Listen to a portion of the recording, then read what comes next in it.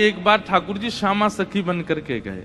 ठाकुर जी ये विचार करके गए, मैं जाके किशोरी जी के मन की देख के तो आऊं। ये मेरे सामने तो प्रिय प्रिय बोले मोए, मेरे बिना ही मोए मेरे बारे में कहा बोले, मैं एक बार सुन के तो आऊं।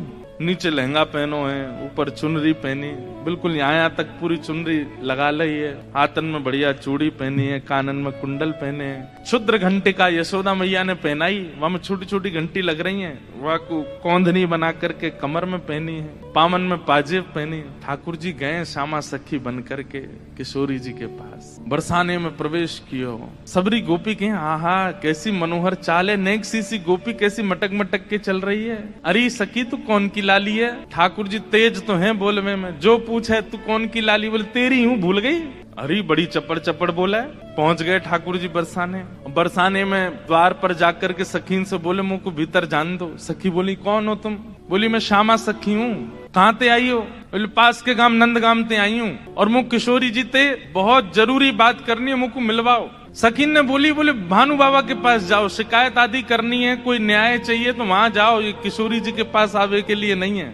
और नहीं हम तो किशोरी जी से ही बात करेंगी, ऐसी बात है कि मैं वृषभानु जी से ना कह सकूं। सकीन ने जाकर के भीतर किशोरी जी से कही, हे लाडली जो बाहर एक गोपी ठाड़ी है और यूं कह रही है कि वह को आपसे ही बात करनी है और आपसे बात करके कछु न्याय करानो है। किशोरी जी बोली अच्छा बुलाओ भीतर। द्वार खुले, ठाकुर जी बढ़िया चुनरी पहन करके, ये गजगामनी सी चाल, एक तो चाल ही ठाकुर जी की टेढ़ी मेढ़ी, ऊपर से सखी बन करके और ज्यादा बनावटी चल रहे हैं तो इतने प्यारे लग रहे हैं। किशोरी जी सिंहासन पर विराज रही हैं और श्याम सुंदर भीतर आ रहे हैं। जैसे ही द्वार से भीतर आनो भयो, किशोरी जी तो कहें अरे सखी या की चाल तो देख कितनी बढ़िया है। ललिता विशाखा बोली हाँ चाल तो बढ़िया है। अरे देखियो या की कमर कैसी सुंदर लग रही है। ललिता विशाखा बोली श्री जी आपको पहली बार कोई सखी पर मोहित रहते हुए देखो हमने। आप तो सदा प्रियतम श्री श्याम सुंदर पे ही मोहित रहे में, लेकिन आज पहली बार। अरे पतो ना या की चाल ढाल